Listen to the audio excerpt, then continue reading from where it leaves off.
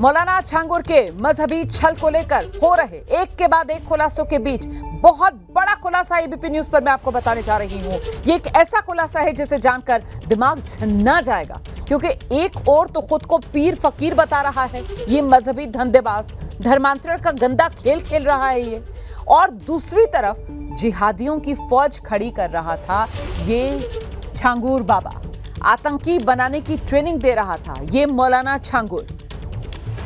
इसने बाकायदा कैंप बना रखा था। अब ये खुलासा कैसे हुआ, किस आधार पर हुआ, ये आपको बताएंगे, समझाएंगे। लेकिन देश के खिलाफ, समाज के खिलाफ लगातार नापाक हरकतें कर रहा था मौलाना छांगुर, और न सिर्फ साजिशें रच रहा था बल्कि उन्हें अमली जामा पहना रहा था। और ऐसा नहीं था कि इसकी इन करतूत के बारे में, काले कारनामों के बारे में किसी को पता ना हो। कई लोग इसके राजदार थे, उनमें कई रसूखदार के नाम भी शामिल हैं जो छांगुर के हर जुर्म में उसके मददगार थे। अब वो मददगार कौन थे, उनके बारे में आपको आगे बताएंगे, लेकिन पहले जरा बात करते हैं मौलाना छांगुर के टेरर कनेक्शन से जुड़े खुलासे की। तो खुलासा ये हो रहा है कि मौलाना छांगुर आतंकी कैंप चला रहा था, और ये विस्फोटक खुलासा हुआ मौलाना छांगुर पर दर्ज एफआईआर में, जिसकी कॉपी एबीपी न्यूज के पास है, और उसमें दावा किया गया कि मौलाना छांगुर आतंकी ट्रेनिंग कैंप चला रहा था। इसके लिए वो एक बड़ी इमारत का इस्तेमाल कर रहा था। ये कैंप जो है वो सुरक्षा के लिए बड़ा खतरा, विदेशी फंडिंग और आईएसआई से कनेक्शन की खबरों के बीच मौलाना छांगुर के धर्मांतरण के जाल के तार अब आतंकी फैक्ट्री तक जुड़ते नजर आ रहे हैं। यानी मौलाना छांगुर न सिर्फ देश की डेमोग्राफी बदलने के मिशन पर था, बल्कि साथ ही देश के खिलाफ युवाओं को बरगलाकर उन्हें आतंकवादी ट्रेनिंग देने में भी जुटा हुआ था।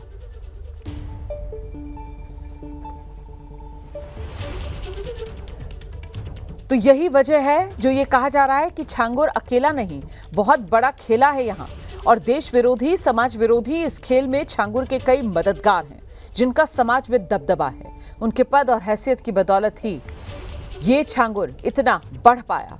लेकिन अब उन मददगारों के नाम भी एक एक करके सामने आ रहे हैं। सूत्र ये बता रहे हैं जांच के दौरान 4 अफसरों के नाम सामने आ चुके हैं। इनमें एक एडीएम, 2 सीओ और 1 इंस्पेक्टर। ये सभी 2019 से लेकर 2024 के दौरान बलरामपुर में तैनात थे। रिमांड में छांगुर ने अफसरों के नाम बताए हैं। छांगुर के लिए कुछ भी करने को तैयार ये अफसर रहते थे, ये भी छांगुर ने कबूला है।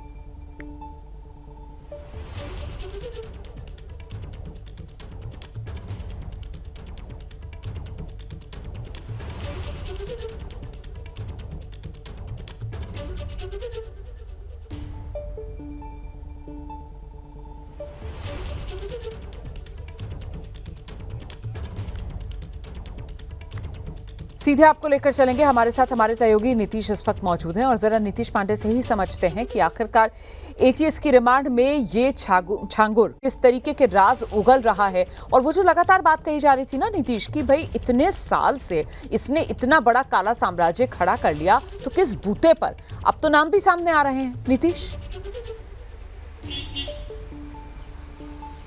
जी रोमा, नाम जिस तरह से सूत्रों के हवाले से जो हमें जानकारी मिली है उसके अनुसार कई पुलिस वालों के भी नाम सामने आए हैं, और इसके अलावा अगर बात करें तो समाज के कई रसूखदारों के भी नाम सामने आए। लेकिन जो सबसे बड़ी चीज़ सामने आई है वो एफआईआर में जिक्र, उस लाइन का मैं जिक्र करना चाहूँगा जो एक बड़ी इमारत के तौर पर आतंकी गतिविधियों को अंजाम देने और आतंकी ट्रेनिंग कैंप चलाने के तौर पर सामने आ रहा था। अब सवाल ये उठता है कि जब आतंकी टेरर कैंप को कहीं ना कहीं बढ़ावा देने का काम इस इमारत के जरिए किया जा रहा था, तो उस वक्त वहां पर मौजूदा अफसर क्या कर रहे थे? क्या बाबा उनको भी फंडिंग करता था? इसके अलावा अगर बात करें तो विदेशी फंडिंग के जरिए इन जिन लाइनों का मैं जिक्र कर रहा हूँ, एफआईआर की कॉपी में इन लाइनों का जिक्र है।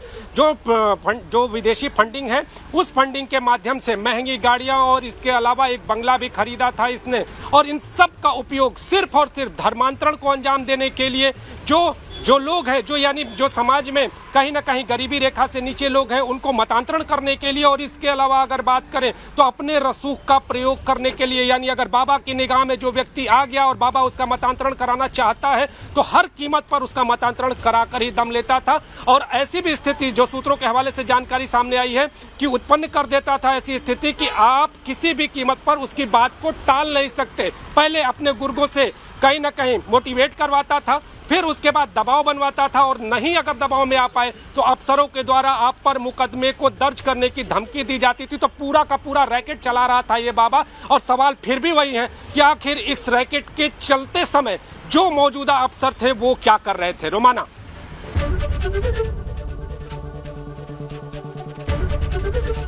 एबीपी गंगा, खबर आपकी, जुबान आपकी।